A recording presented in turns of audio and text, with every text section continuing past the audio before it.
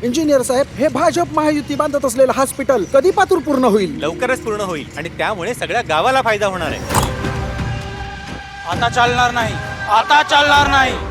हे आलं चालणार नाही वाले.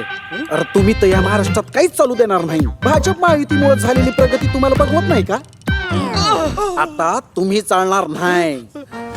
या लोकांनीच लावली वाट. आता फक्त भाजप महायुतीची साथ. अर्चना घारेंनी मला शिक्षणातील काय कळतं असं विधान कालच केलं होतं. आज शिक्षकांनी माझा केलेला सन्मान त्याचं उत्तर आहे. शिक्षकांचं प्रेम आणि शिक्षण क्षेत्रातील कामाचं प्रतीक हे आहे. मुलांसह शिक्षकांचं प्रेम मी मिळवलं आहे असं विधान महायुतीचे उमेदवार शालेय शिक्षण मंत्री दीपक केसरकर यांनी केलंय. मला अतिशय आनंद झाला. आपण काम केल्यानंतर त्याची जाणीवसुद्धा ठेवली जाते. ही भावना मनाला सुखद खूप असते. आणि हे सगळे टप्पा अनुदानातील शिक्षक आहेत. जवळजवळ 70,000 शिक्षकांना एका वेळेला टप्पा अनुदान देण्यात आलं. 1100 कोटीपेक्षा अधिकची रक्कम ही त्याच्यासाठी लागली. मला आपल्याला ह्या निमित्ताने एवढंच सांगायचं आहे की हे प्रेम किती असतं ते बघा. यांनी बिरोबाची घोंगडी आणली, बिरोबाची काठी आणली, महालक्ष्मीच्या मूर्ती या ठिकाणी आणली, फेटा आणला, शाल आणली. हे सगळं प्रेमाचं प्रतीक आहे. आणि मला एक हे सुद्धा सांगायचं आहे की साहेबांची केवढी मोठी कृपा आहे बघा. कालच त्या अर्चना घारेंनी एक स्टेटमेंट काढलं की शिक्षणातलं काय कळत नाही. शिक्षणासाठी मी काय करतो ह्याचं प्रतीक हे तुमच्या समोर आहे. हे प्रेम तुमच्या समोर आहे. आणि हे प्रेम हे केवळ शिक्षकांचं नाही, विद्यार्थ्यांचं सुद्धा मी मिळवलं आहे. आणि आमूलाग्र असे बदल शिक्षण विभागामध्ये केलेले आहेत.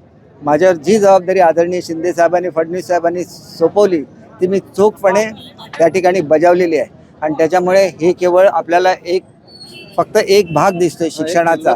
आता 2 कोटी मुलं माझ्याकडे शिकतात. 7.5 लाख शिक्षक माझ्या डिपार्टमेंटमध्ये काम करतात. आणि त्या सगळ्यांना न्याय देण्याची माझी भूमिका आहे. शिक्षण क्षेत्रामध्ये आमूलाग्र बदल होतोय. आणि महाराष्ट्रातलं शिक्षण खातं मी भारतामध्ये 1 नंबरला नेण्याएवढी त्याच्यामध्ये प्रगती केलेली आहे. आणि तेच मला वाटतं की कोकणवासियांची शक्ती आहे. कोकणाने हे आम्हाला शिकवलं की जे काय काम दिलं ते चोखपणे करायचं, लोकांवर प्रेम करायचं आणि लोकांना न्याय द्यायचा. आणि महाराष्ट्रातल्या जनतेला न्याय एक कोकणमधला मनुष्य देऊ शकला ह्याचा अभिमान माझ्या मतदारसंघातील प्रत्येक नागरिकांना असतो. आणि म्हणून एक गोष्ट लक्षात ठेवा की आमची नेहमी कोकणातली लढाई ही प्रेमाची असते, समृद्धीची असते. आणि ती लढाई तशीच महाराष्ट्रभर कायम राहील याची मी आपल्या सर्वांना खात्री देतो. एक गोष्ट लक्षात घ्या की उद्धव साहेबांना सुद्धा मी पूर्णपणे आदर दिलेला आहे, सन्मान दिलेला आहे. पण तो सन्मानसुद्धा स्वीकारायची त्यांची तयारी पाहिजे. ज्या वेळेला महायुतीची सत्ता महाराष्ट्रातून गेली आणि महाविकास आघाडी ज्या वेळेला शिवसेनेला संपवायला निघाली, हिंदुत्वाचा विचार संपायला लागला, त्यावेळेला मी मोदी साहेबांची आणि उद्धव साहेबांची मीटिंग घडवून आणली. एवढा जो मनुष्य तुमच्यासाठी करू शकतो त्याच्याबद्दल थोडी तरी जाण ठेवली पाहिजे. महायुतीचं सरकार महाराष्ट्रामध्ये येण्याचं त्यावेळेलाच नक्की ठरलेलं होतं. केवळ मुख्यमंत्री पदावरून पुन्हा एकदा घोळ झाला आणि ते येऊ शकलं नाही. आणि त्यावेळेला जी मीटिंग झाली मला आजसुद्धा आठवणीत आहे की त्यावेळेला मला उद्धव साहेब सहज आम्ही बसलेलो होतो मातोश्रीवर.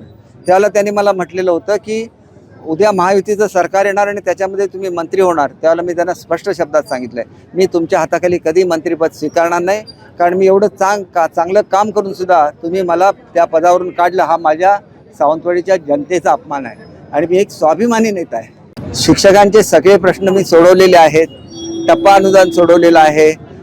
जो जुन्या पेन्शन योजनेचा का सुप्रीम कोर्टामध्ये केस पेंडिंग आहे त्याच्यामध्ये कशा तऱ्हेने मार्ग काढता येईल याच्यासाठी मुख्यमंत्री महोदयांनी कमिटी नेमलेली आहे. आणि त्या कमिटीचा अहवाल आला की याच्यामधून सुद्धा निश्चितपणे मार्ग निघेल याची मला खात्री आहे. आणि त्याच्यामुळे शिक्षकांचे आता ह्याच्यापुढे कुठलेही प्रश्न पेंडिंग राहणार नाहीत. कारण जर गुरुजन त्या ठिकाणी खुश असतील तर मग ते मुलांना चांगला न्याय देऊ शकतात. आणि ही भूमिका घेऊन मी सर्वात प्रथम टप्पा अनुदानाचा प्रश्न जर सोडवला त्याच्याबरोबर शिक्षक भरती मोठ्या प्रमाणात केली, केंद्र प्रमुखांची भरती मोठ्या प्रमाणात केलेली आहे, वेगवेगळ्या तऱ्हेच्या सुविधा दिलेल्या आहेत. कला क्रीडा शिक्षकांच्यासाठी एकत्रित क्लब करून त्याची संख्या धरून कला क्रीडा शिक्षक देण्याचं मान्य केलेलं आहे. जे अपंग समायोजित शिक्षक असतात त्यांना परमनंट केलेलं आहे. आणि विशेषतः लायब्ररीचं अनुदान असतं, लायब्ररीचं अनुदान असतं, लॅब असिस्टंटचं अनुदान असतं, हे जवळजवळ 10 पटीने वाढवलेलं आहे. जेवढं काय मला करता येतं. त्याच्यानंतर आपल्याकडे शिक्षक सेवक आहेत त्यांचं जे मानधन आहे 2, 4, 6 हजारावरून 16, 18, 20,000 रुपये केलेला आहे. त्यांना सुद्धा न्याय देण्याच्या दृष्टीने लवकरच त्यांचं जे 3 वर्षाची मुदत आहे ही कमी करता येईल का याच्याबद्दल मी डिपार्टमेंटला अभ्यास करायला सांगितलेला आहे. आणि त्यांना सुद्धा न्याय, कारण मधल्या काळामध्ये शिक्षकांची भरतीच झालेली नव्हती, त्यामुळे अनेक शिक्षकांची वयं वाढलेली आहेत. आणि एक स्पेशल केस म्हणून फक्त या बॅच पुरता असा निर्णय घेता येत असेल तर तो निश्चितपणे घेतला जाईल. आमचे दिवसभरातले सर्व अपडेट्स, ताज्या घडामोडी आणि थेट लाईव्ह पाहण्यासाठी सबस्क्राईब करा, लाईक करा कोकणचं नंबर 1 महा चॅनल कोकण 7 लाईनचं YouTube चॅनल.